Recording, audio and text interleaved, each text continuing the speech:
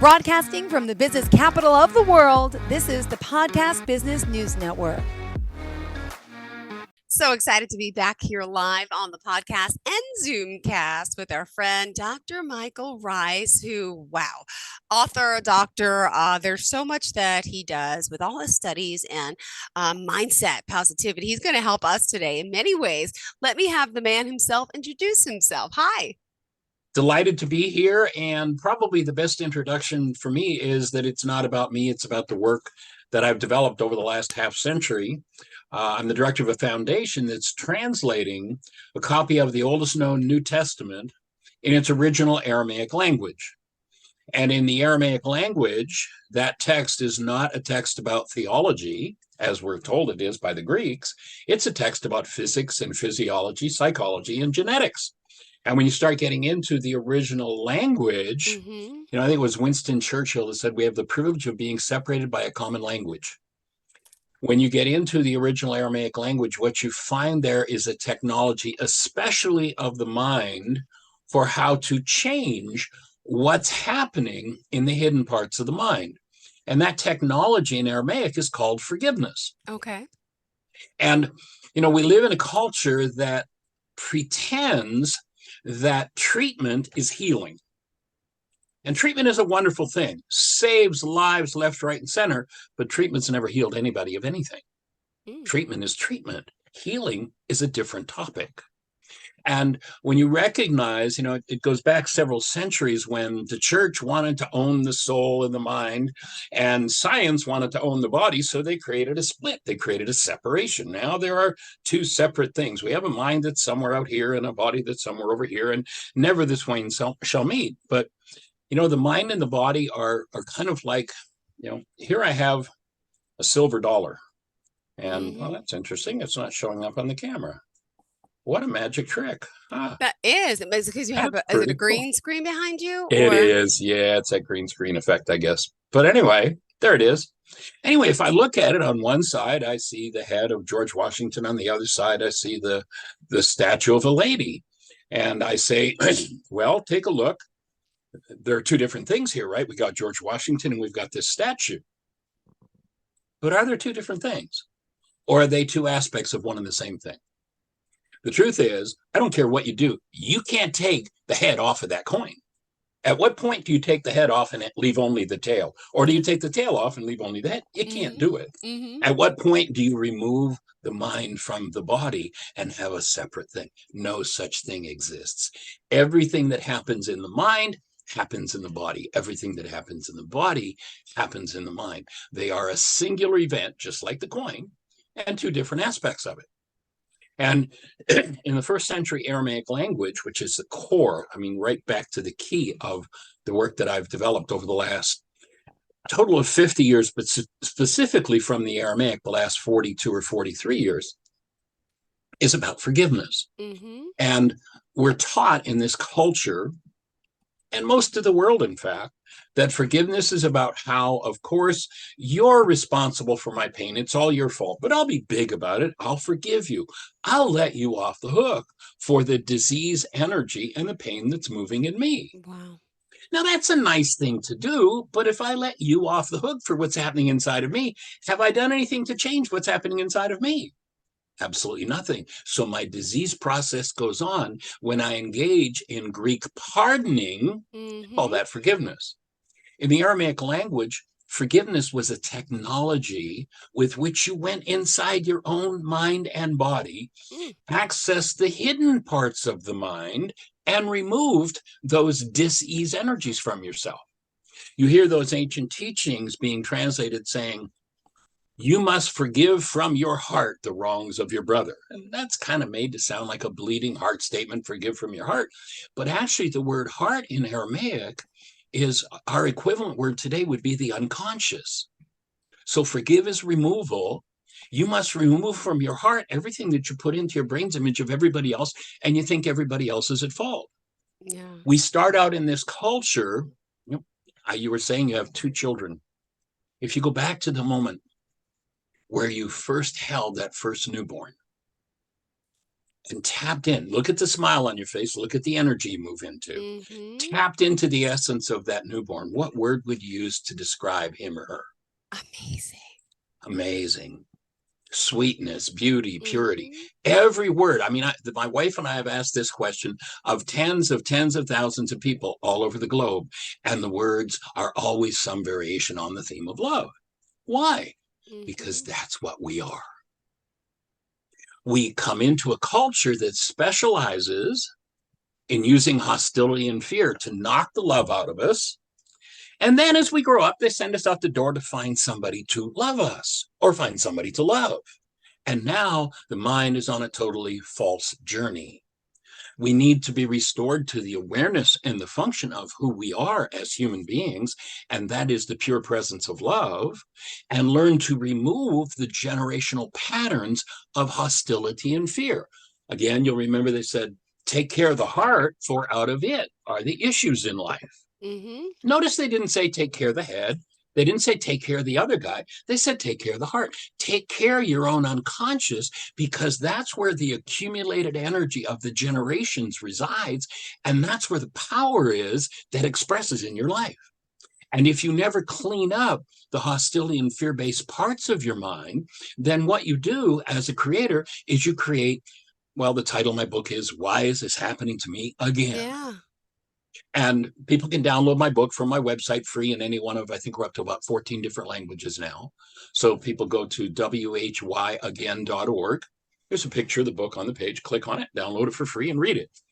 And what you'll find is that there is a specific how-to, a specific Mm-hmm. technology that was developed 2,000 years ago for how to collapse the false pictures produced by the mind, Okay. access the hidden dis-ease qualities of energy. You know, Okay. if we listen to Albert Einstein, he says this: on such things as matter, we have been all wrong. Mm-hmm. What we have heretofore called matter is energy, energy whose vibrations have been so lowered as to be perceptible to the senses. Einstein says there is no matter. Material world doesn't exist. Our eye makes it look like the material world exists, but we're not looking at what's out there. We're looking at pictures in our minds based on what's moving inside us, yes, triggered by what's out there. But until I learn to take care of the heart and remove the generational patterns of hostility and fear, I'm in trouble. So when you think of this body-mind unit as an energy system, relative to the energy system, there are basically two qualities of energy: what builds it up, what tears it down. Build up energy, that based in love, strengthens and heals. Tear down energy, that based in hostility or fear, destroys. Interestingly enough, if you go back to the Aramaic language, and this idea is probably over the last 43 or so years that I've been speaking about the Aramaic, is probably the most impactful thought that people receive from this teaching. And that is that in the Aramaic language, the word sin is an archery term. It's got nothing to do with the Greek terrible, evil, awful, bad, nasty, the devil made me do it. The word sin is simply an archery term. If you were on the archery range and you fired at the bullseye and you missed the bullseye, the scorekeeper would yell sin. You're off the mark. That's all it means. If I have a device that's designed to embody and incarnate love, and I put hostility or fear in it, I'm engaged in sin, energies that are off the mark. And when I put those energies into the tissue structure, literally wherever they're stored, they create diseases. You know, if we go to the opening words in the book of John, where we're told it says, in the beginning was the Word, and the Word Mm-hmm. became flesh, not what it says in Aramaic. What it says is, in the beginning was the mind energy, and the Okay. mind energy became flesh. Now, what the cell biologists are showing us today is that when you think a thought, something that everybody would say is clearly non-physical, Mm-hmm. what appears in your structure is a neuropeptide, a molecule, a physical structure called a neuropeptide. That neuropeptide circulates around in your structure Mm-hmm. until it finds a cell with a receptor site that matches. It lands on the cell, Wow. and if you were inside the cell watching and that neuropeptide enters the cell, you would call what enters the cell chemistry. You're now living with the physical, quote unquote, physical chemistry of your thoughts. If your thoughts are based in rage and grief and pain and trauma, Mm-hmm. generational patterns, then ultimately those disintegrative energies destroy the cell. In the ancient Aramaic, when they said the wages of sin is death, that was not some kind of theological threat. Yeah. God's going to get us for our sins. It's just simple physiology. You put Yeah. something in that doesn't belong, and guess what? The cell is now chemically diseased. And the end result of that is degeneration, and the cell starts to die. You get enough cells dying, the organs start to die. You get enough organs dying, and you're dead. If you learn how to go in and remove those structures, chemical structures, then you take the load off of the cell, and the cell naturally heals itself. There's the core of healing. Now, if I've got a disease energy going on because I've got all these symptoms going on, and somebody figured out a chemical with which they can hide those symptoms from me, and I put it in my mouth, I say, I'm feeling better. How cool is that? But then I'm now loaded with side effects. But actually, they're not really side effects, they're diseases. If you look at the insert in a drug package, that insert has a list of what they call side effects, but they're not, they're diseases. Every drug is a disease disguised as a cure. Doesn't mean Mm-hmm. that it can't help with Yeah. symptoms and help you feel better, but you'll notice the person who took one 10 years ago is now on 20 Mm. because one created more symptoms, which created more, and now we have a downward run. When I learned to start to, instead of anesthetize and suppress my sin, the energies that are off the mark, the things that are hurting me, Mm-hmm. because when you put disintegrative energy into a cell, the cell says, ouch, that hurts. Yeah. Do something about it. Well, Yeah. let me just take a fifth of scotch. Then I've Mm-hmm. done something about it. See, my hurt's gone away, feeling no pain. Mm-hmm. But the end result of that's pretty tragic.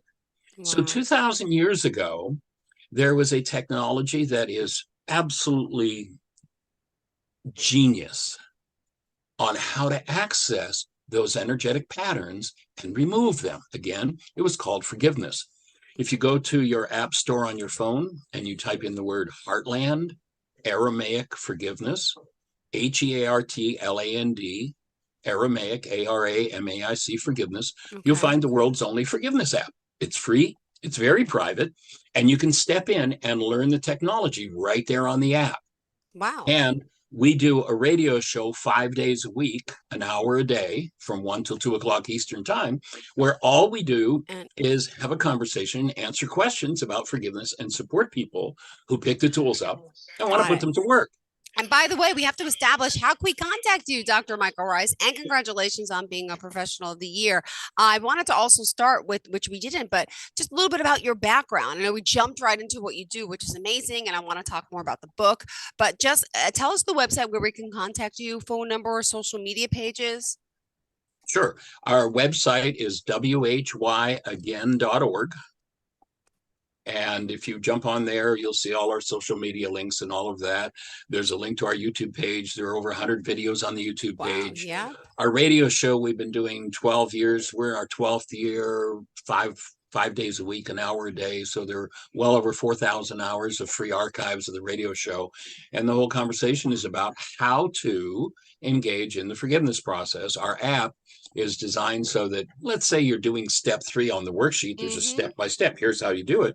And you go, I don't understand this. You just click a button, type your question, hit send. Jeannie will receive that email, my wife. She'll read it on the next radio show. We'll answer the question. We'll go into depth and then send you back a link to that show so that you can go back and get the answer to your question. Or you can, of course, call the show.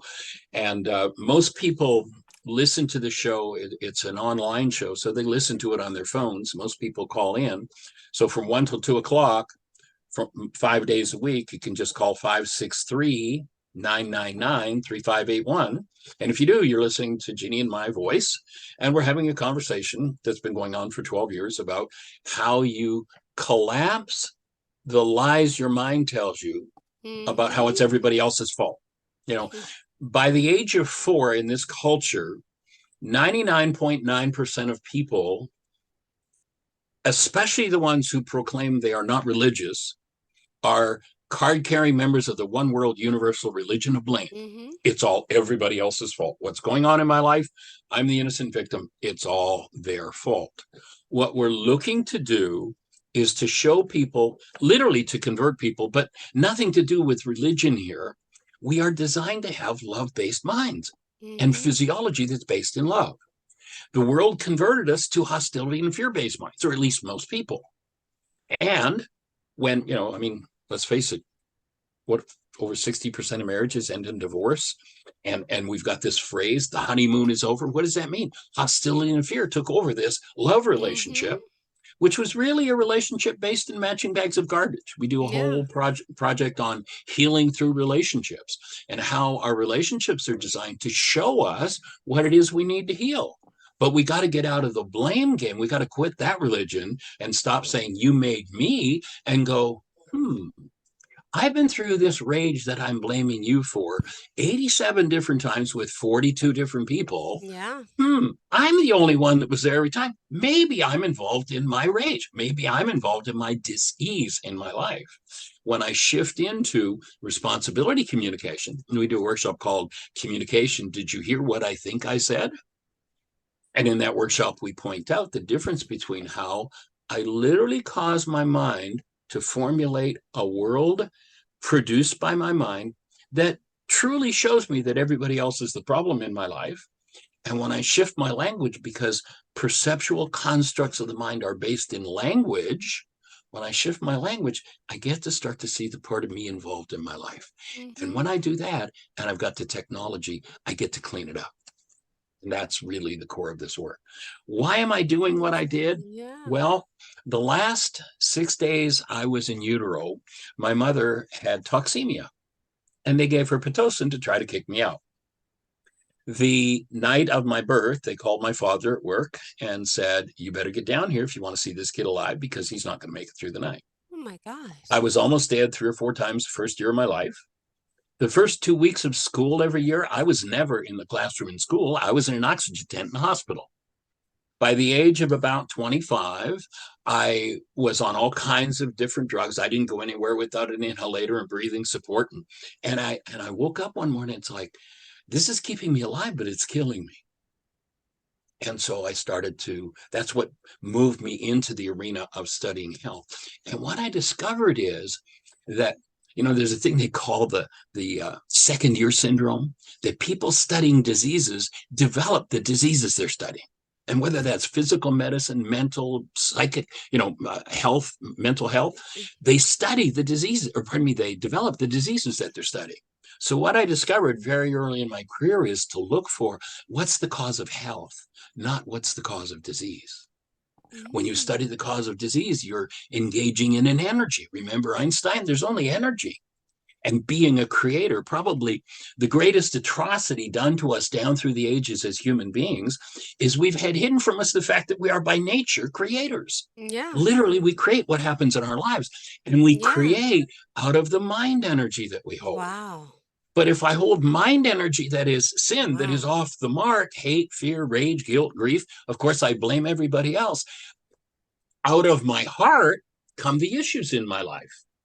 And out of my generational patterns, you'll see this back again in those ancient scriptures, where if you go to the Aramaic, they understood, they said, look to the lives of the fathers, for ours are but a shadow of theirs upon the earth. We're just playing out the mind energy patterns that produce the physiology. There's no inherited disease, but there are inherited patterns of thinking that will produce physiological disease in this new little one if they're never taught how to change the game. In raising our granddaughter, one of the things we started to do very early, like when she first started to be able to form words and talk, my wife's name is Jeannie, and Arya Rain, our granddaughter, calls her Nini.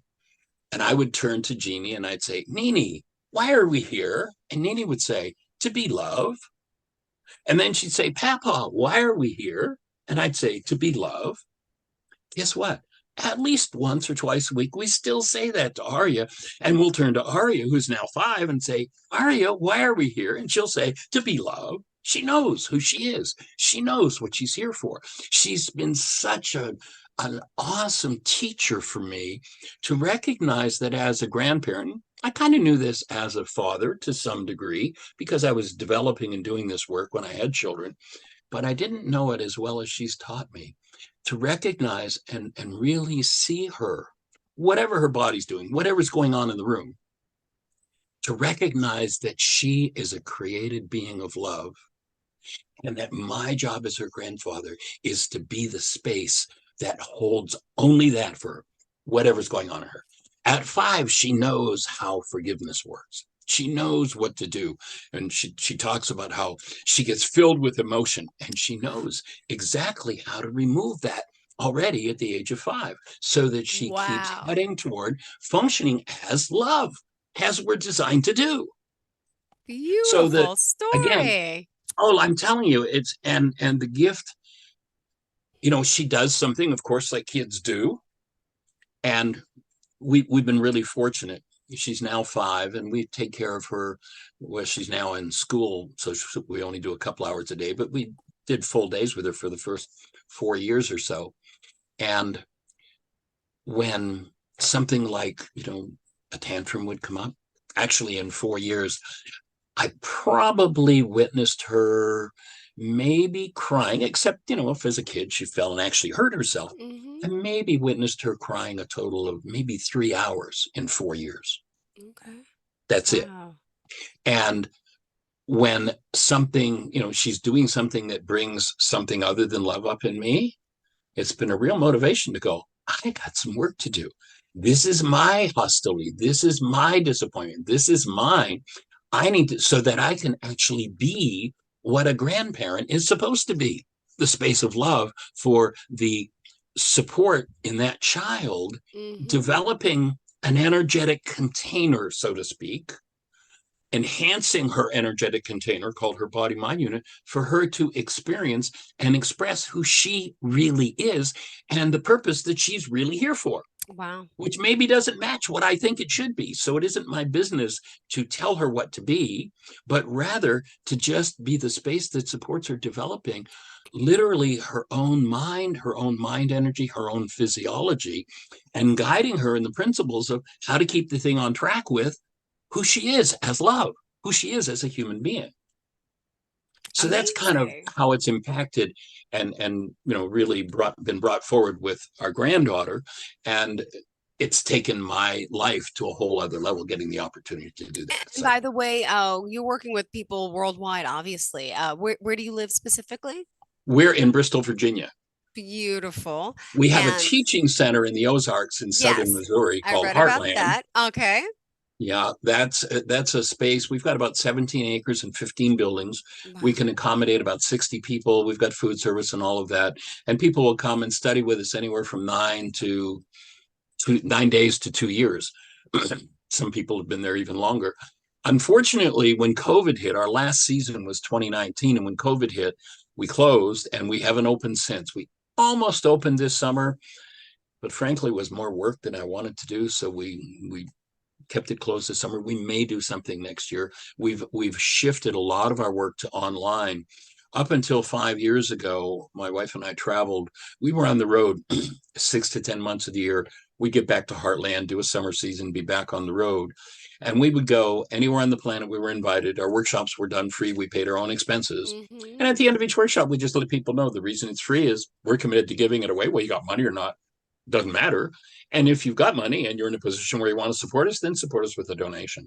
And that's what supported our work for the last almost 50 years. And now, about 5 years ago, my wife's father became ill. My father-in-law couldn't live on his own, and he was terrified at leaving his home and being put in a nursing home. So we Hmm. decided to stop traveling, moved here with him. That kind of coincided with our granddaughter's birth and with COVID happening. And here we are, home base is in Bristol, Virginia. We don't travel very much anymore. We're pretty much locked in here, and we do our work online. People can access again our radio show. They can access our videos.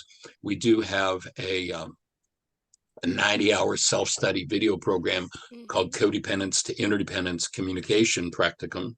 And it gets into the whole set of tools for how do I access the hidden parts of my own mind? How do I clean it out?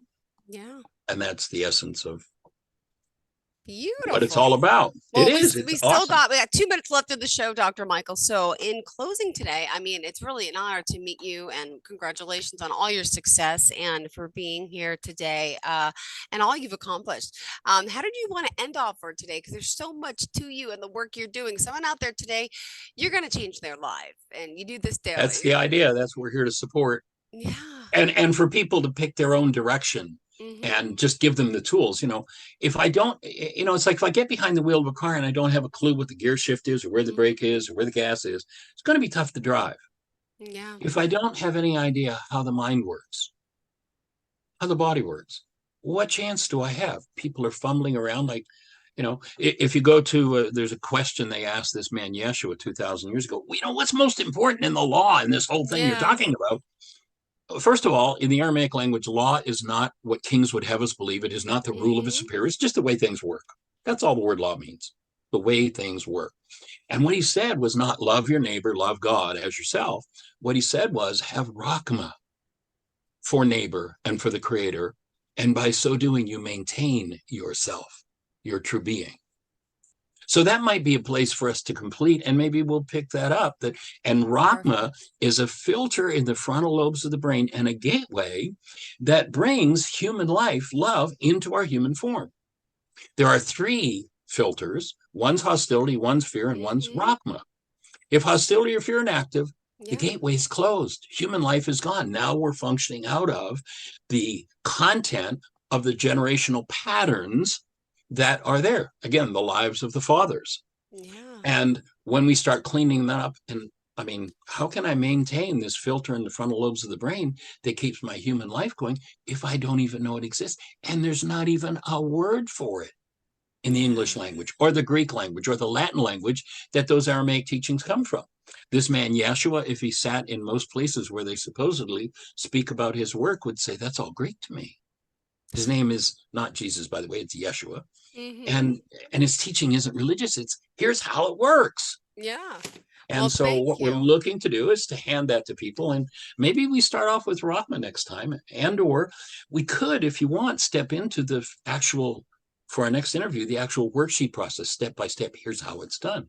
Beautiful. We could do that. And of course, to do that, we'd have to do Zoom again. But, if you're open to that, I'd be delighted. Thank you so much. Pleasure to have you here. Yes. Honored. Would you mind sharing best form and all form of contact, please? Again, whyagain.org. Jeannie is the administrator on the website. 20,000 pages. You can spend years there and not find every corner. whyagain.org. And her email is Jeannie, Jeanie, at whyagain.org. Any questions, send to her. She'll forward them to me. Include your phone number and your name, and we'll get back to you. I'll call you personally. Beautiful. Or call the radio show, 563-999-3581, and you're having a conversation with us 5 days a week from 1 till 2 o'clock Eastern Time. Beautiful.